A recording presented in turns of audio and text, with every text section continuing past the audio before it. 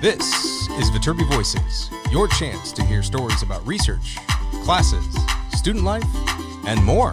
Directly from our students, faculty, and other members of our engineering community.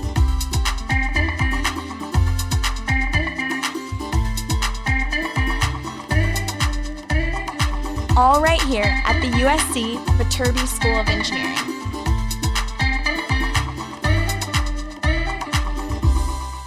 And welcome back into Viterbi Voices. This is episode 131. And happy Thanksgiving to everybody, although a couple days late.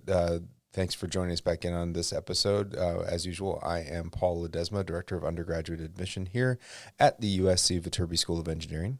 And I'm Audrey Roberts, a junior studying mechanical engineering here at USC. And we have another guest today. Hi, I'm Christina. I'm a junior studying environmental engineering here. Awesome. And tell us a little bit more, tell the audience a little bit more about yourself, Christina, where you're from, yada, yada, yada. Yeah, so I'm from the northern LA area in Porter Ranch, so the San Fernando Valley. And on campus, I'm involved in research, studying water treatment technology with the Smith Research Group. I'm involved in the Society of Women Engineers, who I talk more about later in this podcast. And a member of Alpha Omega Epsilon, a professional and social sorority for women in STEM. So fantastic. So Christina, welcome to the podcast. This is your first time on the podcast. Yay. And you bring us your own episode here. So tell us, what are you bringing us today? Yeah, so earlier this month, in November, I was able to go to the Society of Women Engineers conference in Anaheim, and it was a really cool opportunity to get closer with the other women in the Society of Women Engineers at USC, as well as meet other women in the Society of Women Engineers internationally, from all the way up to like having spent 50 years in industry to just starting as freshmen. And it was a really cool opportunity to network with people, learn more about career opportunities, as well as attend workshops and things like that. So this is all about that experience and the people who went. This is all about that. Okay, and who is being interviewed in this episode? A bunch of people, yeah. So was it interviewed during the conference, or no? It was after. No, it was afterwards. Okay. Yeah. And I interviewed. I spoke with Gabi and Namita, who are the president and vice president for the Society of Women Engineers at USC. Great. As well as Eve Herzog, who is a member of Officer Council on the corporate committee here. As well as Beatriz Souza, who is the Vice President of Operations, and then Anna Pendleton, who is on the Officer Council Committee for Student Affairs. So. Awesome. And how many times have you been to the SWE conference? This is my first time. This is your first time? It was my first time. Oh my God. Okay, so I know you're probably going to talk about it on the episode, but what were you expecting about the SWE conference, and what was your most exciting part about it? I don't even know what I was expecting. I feel like there are a lot of conference myths going in. Myths? What are conference myths? Like, I always hear people like, yeah, I have an interview lined up at this conference. And I was like, there's no way that you can just go into a conference and sit down and have an interview. But I walk in and there was like a huge room just for interviews and like hundreds of booths where people were getting interviewed for job offers at the conference, which I didn't really expect. And just the size of it was so overwhelming. I expected to see a lot of people, but I think there were like 16,000 women there. Wow. And it was just huge and a lot of stuff going on. It was kind of overwhelming. Yeah. But I feel like if I go to the next one, I'll be a little more prepared for that. Okay. Yeah. All right. Awesome. Good. Well, let's get out of the way. And on the back end of this episode, we'll keep you around and we'll talk a little bit more about some of the things that you found at the conference. And of course, we'll talk about it.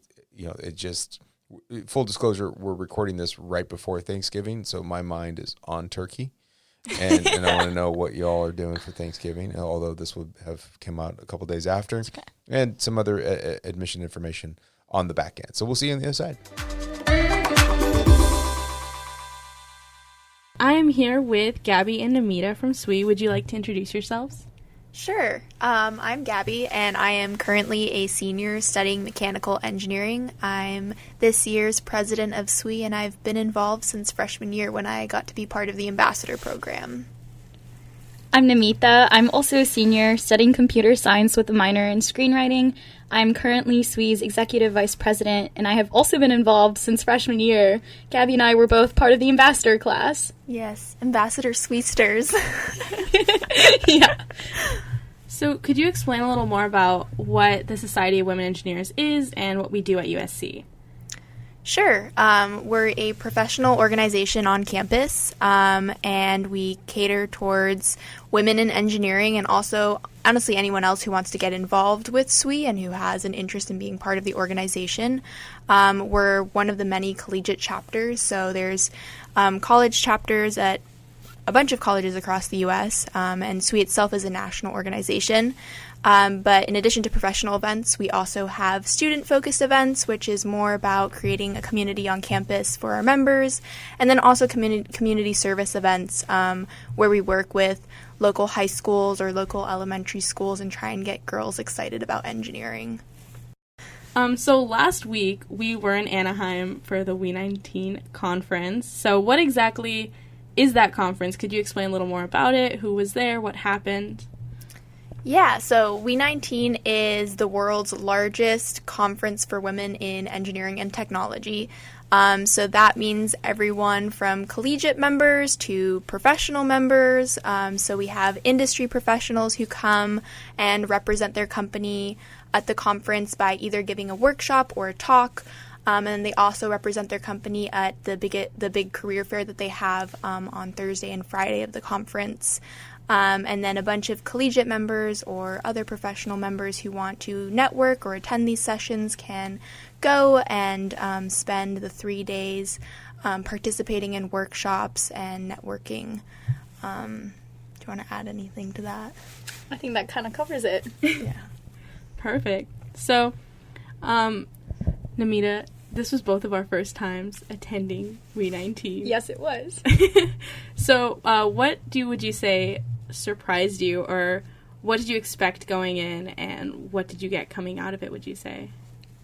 I think going into it, I had done quite a bit of research just by talking to people and reading about it online, what I could expect out of there. So I think the bigger scale career fair with people who are actually interested in speaking to you is actually something I expected. But I still was very impressed walking around, and I was shocked to see that some companies had literally brought trucks there and were using that as a part of their display. So it was great to see how excited companies were about representing themselves at a conference focused on women in engineering. But I think the thing that surprised me was everything else that was going on in the conference. So the wide range of topics for all the professional development talks that were going on was amazing. I think I attended one called Don't Call Me Babe, and it was focused on how to empower yourself in the workplace so that demand more respect of your coworkers, and I think that was an interesting topic to listen to. So I was very pleased and surprised to see just the wide range. It wasn't just resume reviews, but it was about actually preparing you to be in the workforce, which is something I think a lot of upperclassmen would find helpful. And I also wasn't expecting there to be a massage lounge and a manicure station. And a photo booth. Yeah, and I got a hat out of a SWE swag vending machine. So just all the excitement around the conference in general was very nice to see and a very nice environment to be in. Yeah, there's a lot of energy there, which is like really cool to see, especially in an industry where like women are not represented very highly in high numbers. So it's so cool to be surrounded by all these people from like across the country and from all over the world attending this conference. And then Gabi, you have been to several SWE Yes. conferences. How many have you gone to previously, and how does this conference compare? And what's your favorite part? So I've been to 2 before this one. I went to the one in Austin, Texas 2 years ago, and then last year I was in Minneapolis. And I mean, the coolest part about this one was the fact that it was right next to Disneyland. Like, that was super awesome because we had a ton of Disney engineers speaking at the conference. The keynote speaker on Friday was a VP of the Disney parks. And so she was super cool to hear from, and just having, like, access to people like that by being in Anaheim was really cool. But in previous years, I really loved being able to go to a different city and explore a different part of the U.S. that maybe I never would have gone to in the past. I loved Minneapolis. I thought it was great. We were there during fall, and it was beautiful. And you also get to interact with a different kind of group of people, since a lot of people do commute locally to the conference as well as coming from other states and other countries. So did our chapter from USC have any specific goals going into SWE19? Yeah, each year we hope to send at least 12 girls from our membership base, but we hope that obviously they get to attend the career fair and network with different companies and company representatives, and hopefully interview with some of those companies. But also we really hope that they get to attend some of the workshops that Namita was talking about, since I think that that's super valuable in terms of bringing back those leadership skills to campus and then also using them going forward in their professional careers. Is it limited in any way on the terms of who can attend, who we sponsor, anything like that? So I can kind of touch on how sponsorship works for our chapter as well as who can attend. Technically, anybody is welcome to attend SWE19, and if you are a SWE member, a member of the National SWE organization, you get earlier access to the career fair and you get a discounted registration. But even if you aren't a SWE member, you're still able to attend, which I think is really cool. So any of our members could have come. But our chapter specifically tries to support our members by partnering with USG for funding. So we were able to actually work with the USG Leadership Fund this year to pay for 18 of our members' registration, which is more than we've ever sent before. And we were able to do this because the conference was local. So that was a very fortunate thing that we could do this year. And that's something that we do every year for every conference that SWE has. We partner with USG and pay for as many registrations as we can. We also organized transportation to and from the conference. So we had a bunch of us driving. I think all three of us were driving people. And then we had groups lifting or Ubering from campus to the conference. And I think we also had some hotel rooms that we booked for our members. So we basically try to make it as easy as possible for members to attend, and we tried to support their attendance there, and we give them some guidance on how to take advantage of the conference because it can be overwhelming for somebody who's attending the first time. Yeah, I definitely agree with that. It did feel a little overwhelming, but it was good to go with people who knew what they were doing and were more experienced in how to navigate those situations. Do you know where the conference next year is happening by any chance? I don't know yet. I know that it's a big thing when they announce it because everybody's super excited about what city they get to go visit. I know that the We Local, so each of the different collegiate chapters are part of a local chapter as well. That's going to be in San Diego this year. So in the spring, we'll also be sponsoring SWE members to go to the local conference. And this is similar where a bunch of industry members come and have a career fair and different workshops. It's just a little bit more on a smaller scale. Very cool. Is there anything else you guys would like to add or say about the conference, your experience, SWE at USC? I think when sophomore year, when I first heard about the existence of the SWE National Conference, I didn't quite realize how great of an opportunity it is, so I never really tried to attend it in the past, and I think that's one of the things, looking back, I wish I had done earlier on. So if to all the SWE members listening, I think if there is any way that you can attend a conference, I think it's a fantastic opportunity for your professional development, but I also think it's very helpful for developing your leadership skills and just in general making sure that you feel more equipped to take on whatever challenge you see coming your way. Yeah, I totally agree. I think it really helped set me up in terms of my professional career, in terms of the opportunities that I got at conference, but also just in general, being there, it's pretty inspirational to see all these women come together once a year and connect over leadership and their professional careers and really just trying to support each other. So I'm here with Eve from SWE. Eve, would you like to introduce yourself? Sure. Thank you for having me. My name is Eve Herzog. I'm a junior studying mechanical engineering. I've been a part of SWE since my freshman year when I was a general member, and now for the last 2 years, I've been a part of corporate affairs.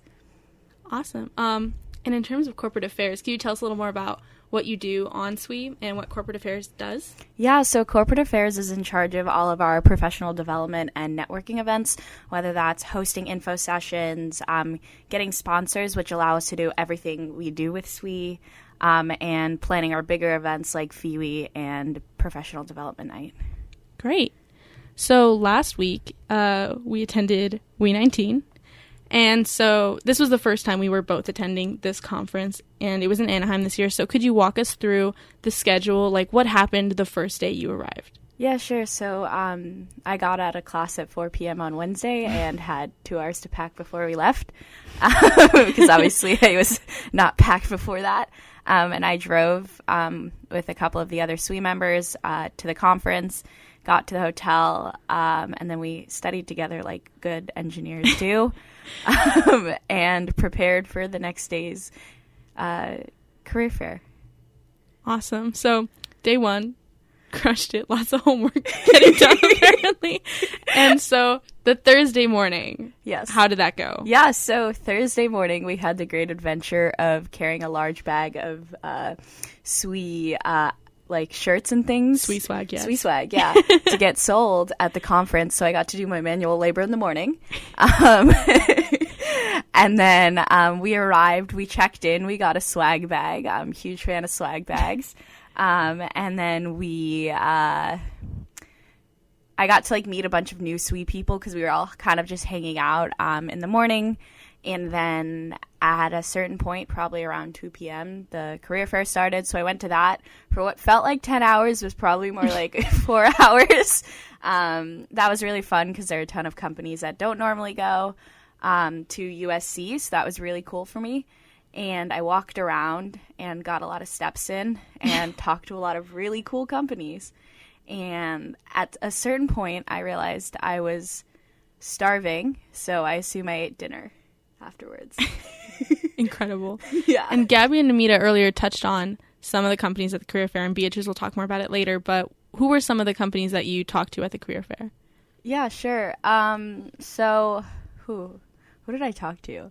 I just kind of walked around and like talked to things with cool signs that I hadn't heard of before in true Eve fashion. So I talked to Whirlpool because I like KitchenAid and they make KitchenAid. This is true. And so I wanted to talk to them about kitchen gadgets.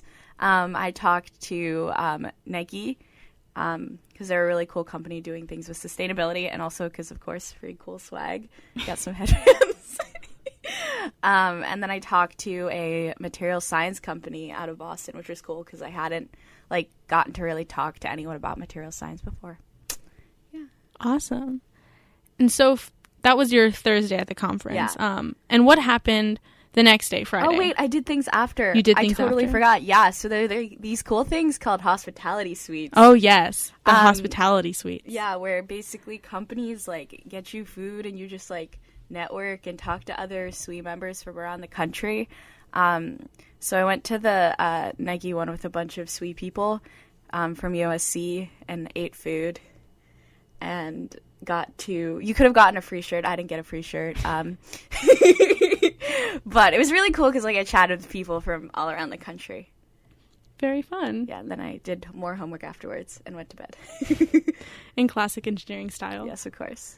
Okay, so Friday morning, Yeah. what happened at the conference? Yeah, so Friday morning I got roped into waking up really, really early. How early?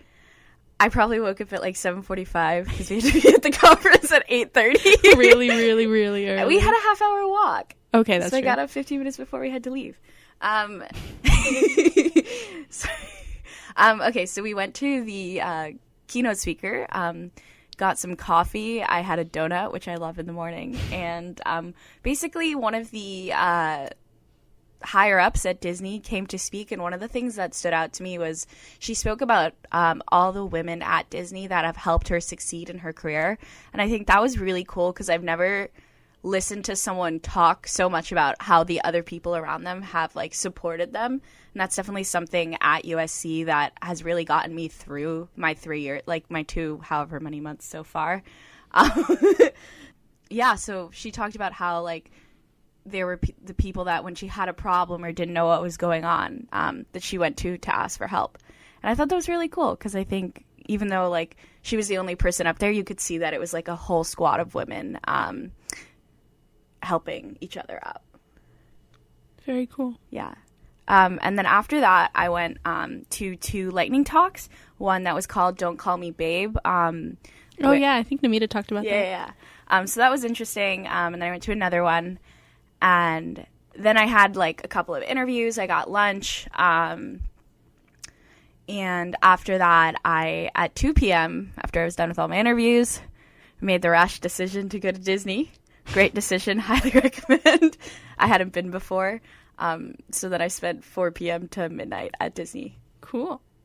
So overall for the conference, was there anything that surprised you or kind of took you aback when you first got there? Yeah, I think that I kind of went in like, oh, this is going to be a career fair, you know, like everyone's just here to get a job. And for me, it was very like uplifting and kind of reaffirmed why I wanted to be in engineering and the fact that like we need more women in engineering. So I think it's going to make me more passionate about my work in SWE. So I thought that was totally surprising because I thought, you know, like I would just go to try to get a job or whatever.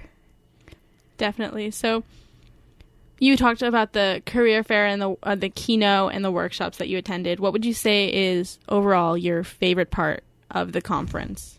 Yeah, I would say that my favorite part was actually just like getting to talk to all the different SWE members that were there and like learn a lot. I got to learn a lot more about like what the other SWE girls from USC that were there, like what they're interested in, what they're passionate about. And for me, that was super rewarding. And I don't think I would have gotten to do that otherwise. Is there anything else about WE19 that you want to know or anything about SWE or the national conference? I would say that like, I don't know, I feel like a lot of people would be like, what are you doing skipping 2 days of classes? I would say go for it. I think you get so much out of it and would highly recommend to anyone. I don't know. Yeah, just like take the chance. It's fun. Definitely. And then the regional conference is going to be in San Diego. Yeah. Are you going to attend? Yes, I love tacos. San Diego has the best tacos, so I'm there. Interesting motivation. Okay. But more specifically, I think it would be really cool to get to know SWE members specifically in California. I think it would be cool to like work on creating partnerships with other LA SWE groups or like San Diego people that are close to us. So I'm here with Beatriz. Beatriz, would you like to introduce yourself? Sure. So I'm currently a senior, so in my last year I graduate in May studying electrical engineering, and I'm the vice president of operations for SWE. So what I do is basically make sure the club can actually function and operate on its own. So we send out weekly newsletters to all of our members and then update our social media with events so people know what's happening. And then we also this year created a Slack workspace for everyone so they can keep up to date with our events and just updates and, you know, different opportunities that we find out about because, you know, we are a big organization and we deal with a lot of different students at the university. Great. So you attended WE19 last week. Correct. So what was your experience there? What would you say was the best part? Ooh. So I guess to me, one of the biggest things is obviously with so many different people and with such a big national organization, I guess just to reflect a bit more on that, there's SWE both here at USC and then there's SWE nationally. So we're both a local chapter, but we're also part of a national organization. So with the benefits of being a national organization, you get a lot of like views from different people and different companies. And so to me, one of the best things of the career fair, just because there's such a variety in companies that come.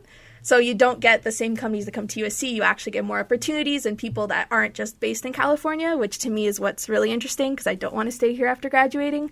So being able to go and talk to companies that aren't from here and are doing different things. And so one of the main reasons I actually picked electrical engineering was to do audio. So I was actually going to major in jazz studies going into college. Wait, you were? I was. Yeah. Yeah. I actually did not know this about you. Things you know. But yeah, so I was going to do jazz drumming, did an audition, realized that I wanted to do more like audio engineering and like designing of electronic equipment for music. And so I came to USC to go do more of electrical side. But one of the biggest problems is it's really hard to get into that industry. And so at the career fair, there were a lot of audio companies because here at USC there aren't that many, but at the career fair there were a lot. So I was able to go and talk to companies that I wouldn't normally be able to talk to and just see more of how they're approaching recruiting people and then how I can better, you know, prepare myself and try to get jobs there. Just because here at USC they're more technically focused on like semiconductors or circuit design, but there was very much like, here's how we build this like microphone to talk to people, and here's how you do this like converter. And so it was cool to get different aspects of companies, but then you also see so many different people that have learned different things and are just like at different points in their career. And so just being in the career fair is just so interesting because it's just so different from the people you see here at USC. I definitely, I agree. There were so many companies there too. It wasn't just... It was like 2 giant rooms in like a convention center. It was do you massive. know the actual number? of companies. It's that like were there. easily over 150. It was like crazy. It was a lot. It was 2 full rooms, and they had like stuff hanging from the they ceilings. had stuff hanging like, from the ceilings, all the posters, huge displays, and there were 16,000 people came to SWE conference, and I think all of them went to the career fair. Definitely. So it was definitely a huge experience. What companies did you go talk to, if that's okay to ask? Yeah, so I went and talked to Apple because I've talked to them previously. I've had interviews with them when I was looking for internships for more project management roles, but I was looking for more hardware, I guess. And so I went to talk to them about that. And so they were really cool because they probably had the fanciest booth out of everyone. It was just super nice, and I was like, whoa. And, you know, Apple doesn't come to USC to recruit a lot, especially in the career fair. They do, like, some events, but not a lot. So it was cool being able to see a different company. I talked to a couple of audio ones. A lot of them I just found out when I was there because they were all sort of grouped together in this tiny little corner. So I went to talk to them. I also talked to Disney Imagineering because I wanted to talk more about their co-ops if I went into a master's degree. Because typically when you do a master's, right, you don't want to keep doing internships. You want to work while you're doing it. So I wanted to see how they go about that. And then they told me they only open those up in, like, January. And I was like, well, that's sad. What else did I talk to? I talked to Denso and FM Global, which is like an insurance company. So that was like very different to talk to people about that. But that was also really cool. And then I guess the company that I'm probably going to end up working for, Keysight, was also there. And so they don't come to USC either. And so they were at SWE, and so I got to talk to them there too. Very cool. So I know when I went up to a recruiter for the first time at SWE conference, it was quite surprising to me the type of conversation you have, because it's very different from the type of conversation you have at a career fair, say at a school like USC. So maybe did it surprise you at all the first time you went, and now that you're more used to going to conferences, is there more of a rhythm that you see when you talk to recruiters? I think definitely when they come here, I feel like they're very focused on a goal, and they sort of like know they're going to have to deal with so many people that are like coming with the exact same courses, right? Because if we all come from USC, we're all taking the same classes, we're all doing the same things. So in their minds, it's sort of like trying to find what makes you different. But when you go to like a giant conference, people are just, you're different from every single person. And so when you go to talk to them, they're much more eager to learn what you do and like what your interests are and what you want to do. Versus here, I feel it's very like, give me your pitch, here's what I do, apply online. And there it was like, oh, today I walked my dog. Like, I had a conversation with a person at Disney about how she like takes breaks during the day to go home and like walk her dog. And I was like, that's so cool. And it's just something that you wouldn't talk about normally. And that's definitely a weird thing to get used to at first, because you're so used to like going in a professional mindset and being, I need to do this, I need to do that, and get a job. And then you go and talk to them, and they're just so like carefree and relaxed, and they're just there to get to know you.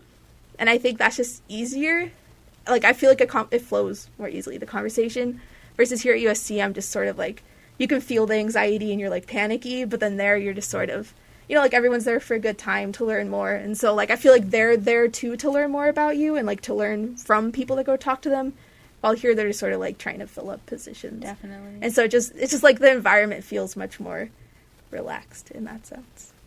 So before I went to a conference, I've heard the myth many times that people can sometimes go to conferences and come back with a job offer. And after going to SWE conference, I've realized that is incredibly true. And could you maybe speak on that process and how that happens? Yeah.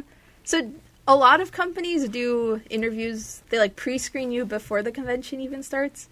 So a lot of times you can apply to like an application online, or you just put your resume on their like career center. So SWE has an online career center, and you can check that you're like going to be attending the conference. And so you can once you like put it up there, then any company that's going can like search for you. And so a lot of times what helps is you can get an interview through that. And so they already schedule you one for the conference, so you don't have to wait in their like career fair line. And so that's easier, because then when you want to go to the career fair, you just have to hit the ones that you don't have interviews with. And so you have more time with fewer companies in that sense. Or like if you didn't get it, you just go to the career fair anyways, and you wait through the line and you talk to them. And then a lot of them do give interviews, and typically on the first day you get the more interviews than on the second day. And so then what you do is a lot of them have either super technical interviews if they're like a very big technical company and if they want to give you an offer on the spot, a lot of big companies give you the technical interview then and there, which is like kind of frightening, because you go in expecting it to be like behavioral and all friendly, and then you go in there and they're like, do this, and you're like, oh God, I'm not ready. But it's kind of frightening. But typically they're very behavioral based, and they're more generic to see if you'd like fit in with a company, and then if they like you, they try to find a position for you. And so it's honestly I won't say pretty easy to get an interview, but if you go up and you're like confident and you know the company and you can show them that you know, like you've done research and you know who they are and what they do, it's easier to land an interview. And then all you have to do is just like be yourself in the interview and just like know your resume, know what the company does, and then it's more likely you'll get an offer through that. But I know a lot of people do get offers coming out of it. I know every year I've gotten at least like 1 or 2 offers. And so it's been cool just like seeing how different companies run different interviews. But it's definitely, I feel like it's easier to get an interview and an offer at these conferences than it is to get one at the career fair here. And so to me, like I always just like target companies there more than I target companies here at USC. So because this conference is specifically for women in engineering, how do you feel like the career fair and all the other parts were particularly useful for the women in engineering? I think it's just much more comfortable in a sense. Like, you can go to the recruiter and you can talk about things that, like, it's just much easier to have a conversation when you can feel like you can relate to them on a different aspect. Just because, I don't know, like, I feel like there is a stigma when you go and talk to, like, men in engineering sometimes, like, it's harder to make the connection, especially for recruiters. Like, I hear USC, I have a lot of difficulties talking with male recruiters. They just sort of, like, block up and become a wall, and you just feel like you're shooting at nothing, and then nothing ever happens. While I feel like at like these conferences that are geared towards women engineering, they're like here to hire you, and so the companies bring like female recruiters, they bring female engineers, and they're like there to try to find you to fill their roles. While here at USC, it's like you're competing against everyone else from all these different like countries, different like genders, everything, and so it's like harder to find where you'll fit in. While at these conferences, they're like looking for you, and so it's easier to get that benefit of like feeling comfortable and like already knowing that you're at a place that's like sort of boosting yourself and like putting you up higher than where you already are, and so you like feel more empowered in a sense. And so it's easier to go into these like tough conversations and know like, you know, like I'm already fitting more of their like mold and what they want, and so then you're not as worried about it. And so I guess like when you go into these like workshops where it's like female engineers that come and talk about what they've done and like how they've faced different difficulties that you've faced, like it's good to hear that, because you're like, you know, like I dealt with this problem the other day, and then she's like, yeah, but now I'm like VP of like this company. And you're like, oh, okay, that's cool. Like I'll succeed, I'll live. And so it's really cool to like have that environment with other people who talk about similar things that you can relate to, because it lets you feel like you're going somewhere and not like panic as much. I mean, still panic, but like it's not as bad. It's not as bad. Panic less. Yeah. More affirmation that it'll work out. Yeah, you know. On the note of supporting women in engineering, as that is the whole theme of this conference, what would you say is your favorite part of WE19? I think it's just getting to meet people from different schools, like different universities, and not even just students, like people that are, you know, like professionals that are actually in their careers and are trying to switch to like a different company, and getting to talk to them and see like how they came to that decision, like how they feel about doing that, because it's definitely not something you've learned about in school. And so being able to have that like one-on-one conversations with people that you just wouldn't have the opportunity to, and then hearing how people learn things like at different places and how they've had their like experiences shaped. So I feel like it's just like the people and the variety of people that are there. So I am here with Anna from SWE. Anna, would you like to introduce yourself? Hello, my name is Anna Pendleton. I'm a sophomore studying electrical engineering here at USC, and I am on the Student Affairs Committee for SWE. Awesome. So could you explain a little more about what Student Affairs is on SWE? Yeah, so Student Affairs is one of the sections where we plan a lot of social events for the students. We plan different fun study nights, and we plan hikes, and just it's really trying to foster like a strong community among SWE members. So last week we were both in Anaheim for the WE19 conference. And so earlier I talked with some people about this overview of events, the schedule, the career fair, and I'm just looking to get a broader sense of what workshops you attended, because that is a huge part of the conference. So what workshops did you hear about? What did you attend? What were you interested in? Just anything at all about those types of events. Mm-hmm. Yeah, so as you said, like there are so many different things you can do at WE19 besides just going to the career fair. For me, I attended the keynote speaker, which is really awesome. They normally pick a strong female who's inspiring in her field, just to kind of give a talk to like open up the day, start people off on a good note. Mine specifically was an Imagineer from Disney who talked about how she'd been with the company for 1,000,000 years and it was her dream to work for them, and how everything she did was kind of to achieve her goals, and how she failed so many times along the way, but now she's gotten to where she wanted to be. And so just kind of, giving everyone that like positive message, that was really cool.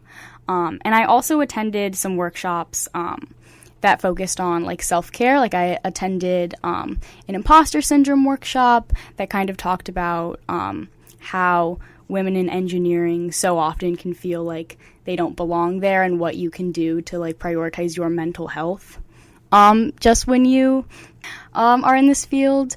And so that was really awesome. And I know that in general there are just a lot of really cool talks from women, like from all different ages in their career. There was a lot from collegiate members, what they're doing in SWE today, a lot from people who are like just starting their careers or starting to have kids, starting to have a family, what that's like, and then women who've been in the industry for a really long time and giving their perspective too. So any type of event or speaker or workshop you would be interested in hearing, like there's so many different options at WE19.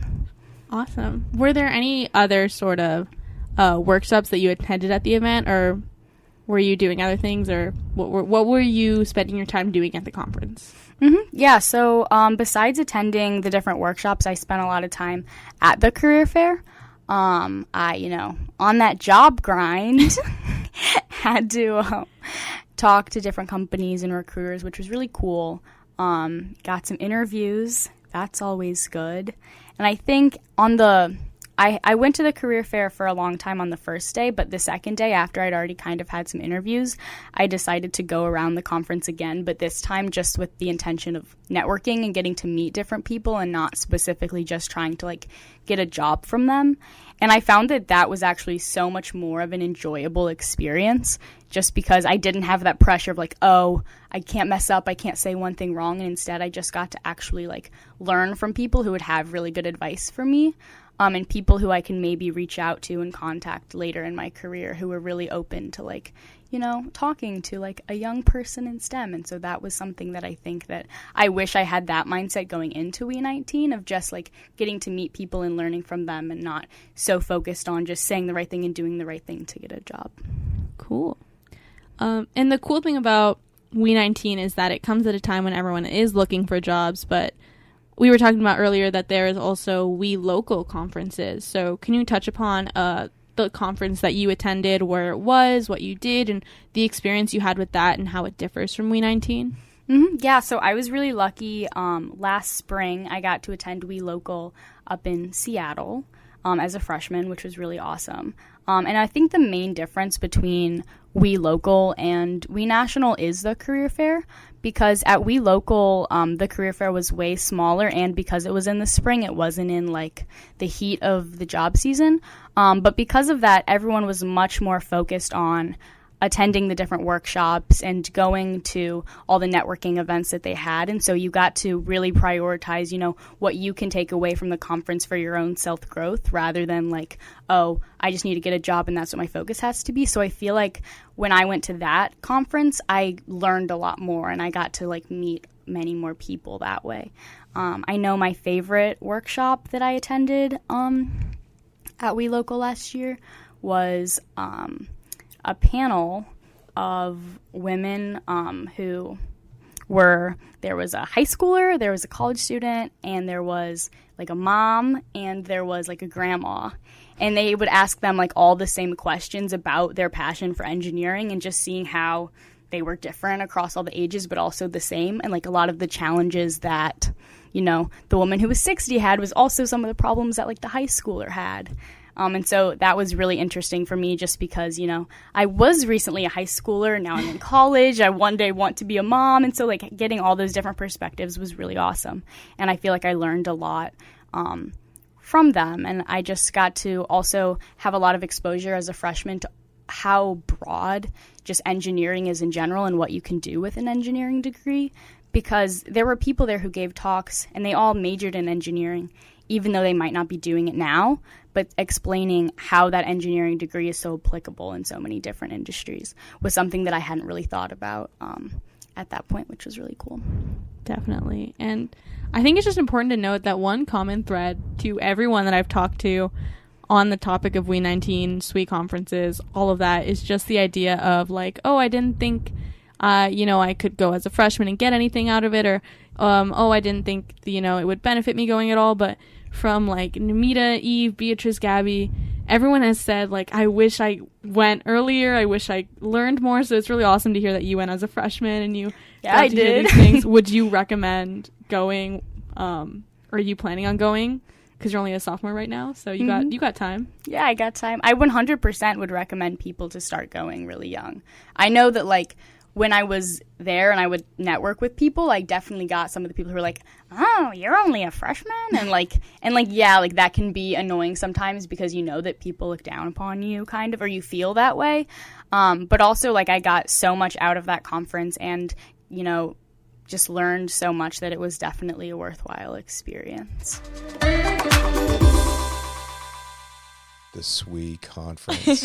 What an amazing, cool talk. So this was your first time. Yes. And you're definitely going from here on out for the next one? Yeah. So they actually have a regional conference in the spring that'll be in San Diego. And it's a bit smaller and less career conference driven because it won't be during recruitment season. So it'll be a cooler opportunity to go to workshops, network with more people, things like that. So definitely. Cool. And so this was national occurs every year? Yes. Okay. And where's national next year?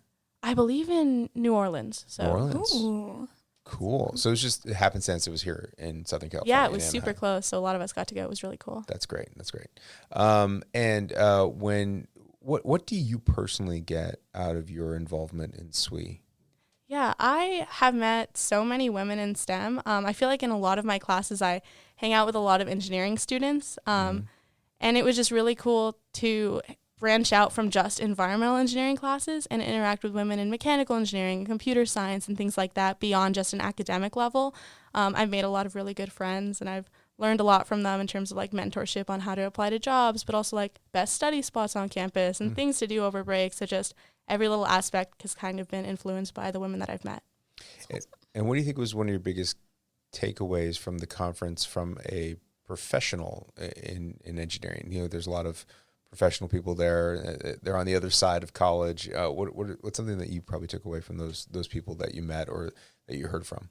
Yeah, it was interesting how many professionals there were there also networking. So it's interesting to know that never stops. No. And you're always looking out for opportunities and meeting new people even after you graduate and you have a job. So it was just cool to learn about that and just to talk to people at the different levels and see where they are in their careers, where they want to go and what they're doing to get to that point. Because I haven't really thought past, okay, what am I going to do right after graduation? So it was cool to talk to people and learn more about potential steps along the way further down. That's really cool.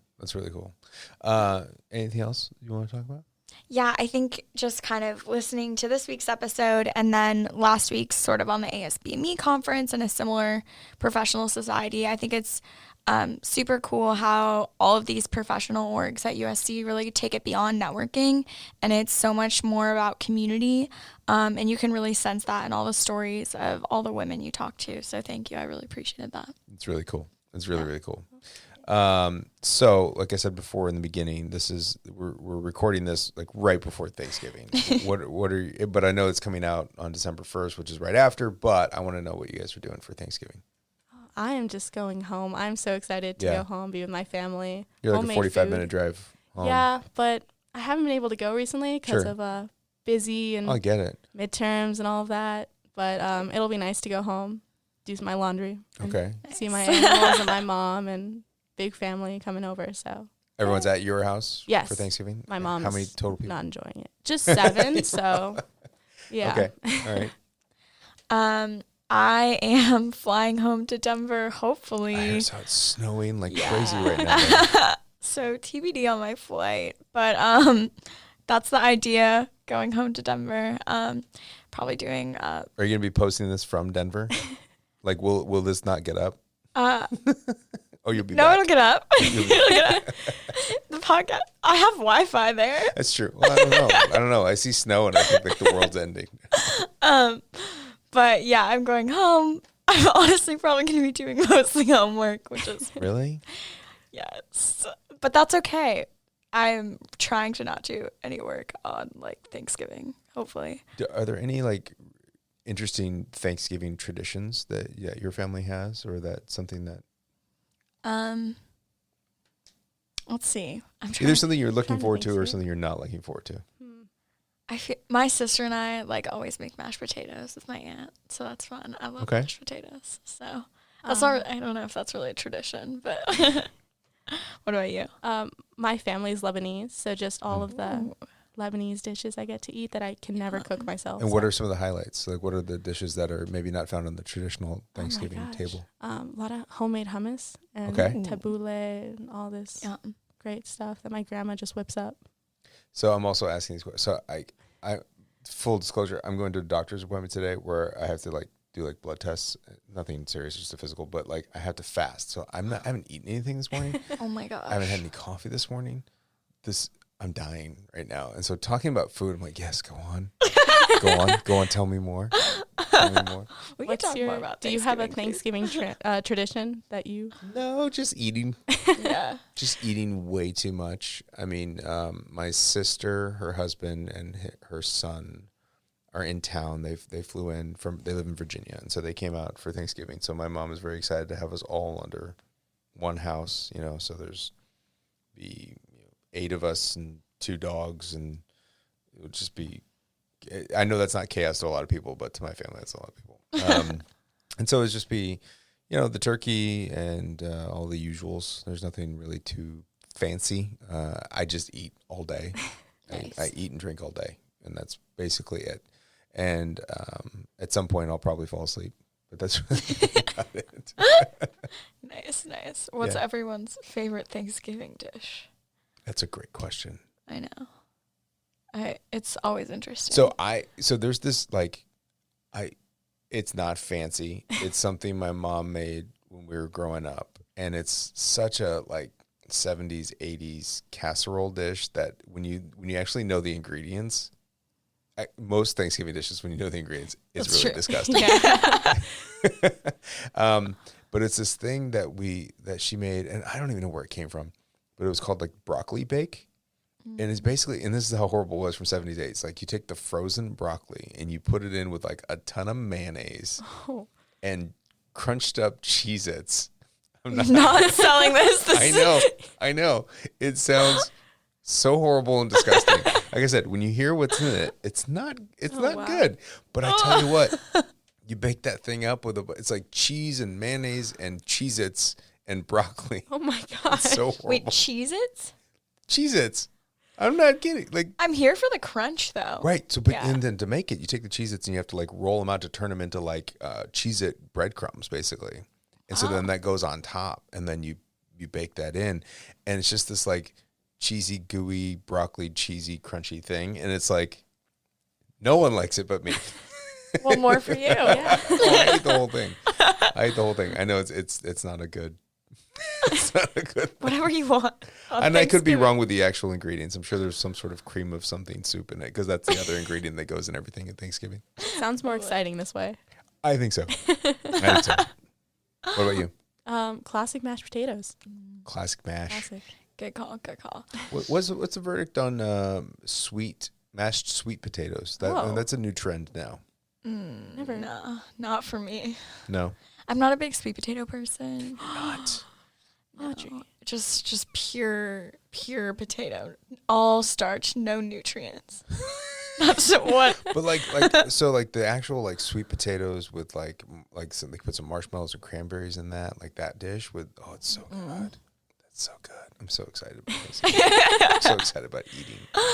Oh my goodness. Yeah. I don't the But your go-to, is it mashed potatoes or is it gosh. What's the dish?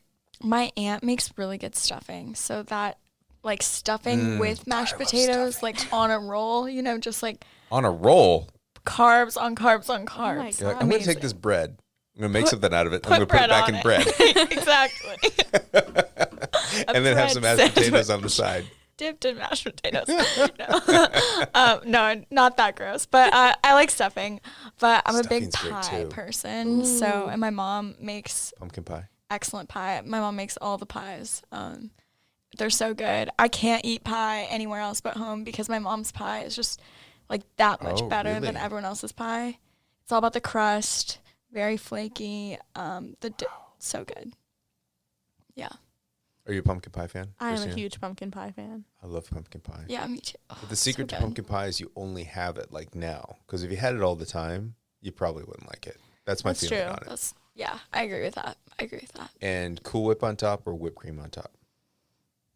Oh, is there a difference? What's the difference? Oh my God, There's I'm a so difference sorry. between Cool Whip and whipped cream. What's the difference?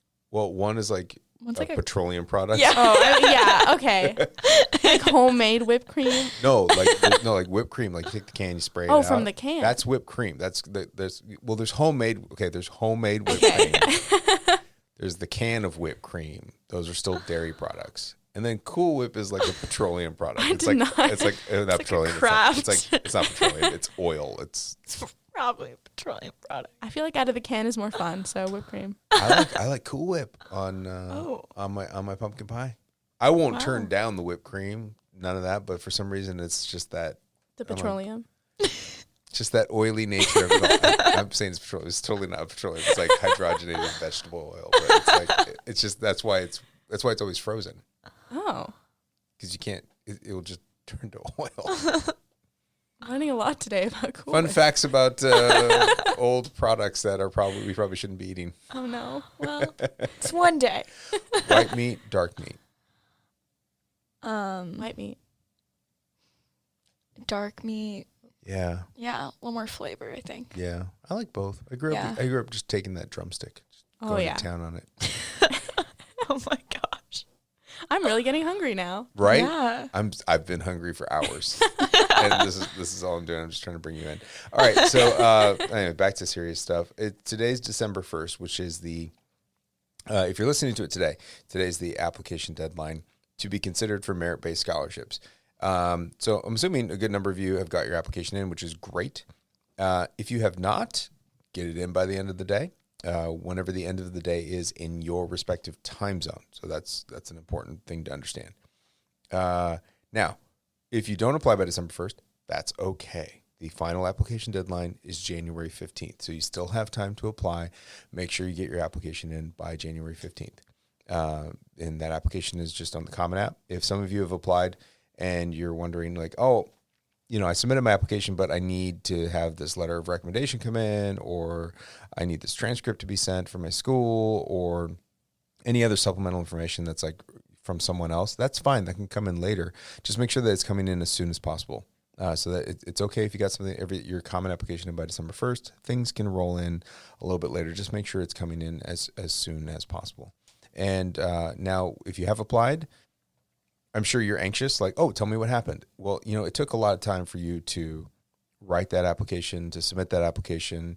It takes us a lot of time to read all these applications. So you will not hear back from us likely until the end of March. Now, we will choose the finalists for our merit-based scholarships likely by the end of January. And so there'll be a small percentage of students that we will notify that they've been admitted at that point, and they will be named as finalists for our merit-based scholarships. And we have to go through like a whole other month of evaluation with them to determine who will actually 2 months of evaluation to know who will get the scholarships. But everyone else will be told, hey, maybe you weren't chosen as a finalist, but we're still considering you for admission, and we will get back to you by the end of March. And so that's essentially the timeline from here moving out, which means there's a lot of reading we have to do. We become really quiet because we're reading and trying to understand how to make some good admission decisions for the rest of our incoming class. So lots of stuff happening. Yeah, that's that. And now we can get back to dreaming about Thanksgiving. All right. All right. Amazing. Thank you.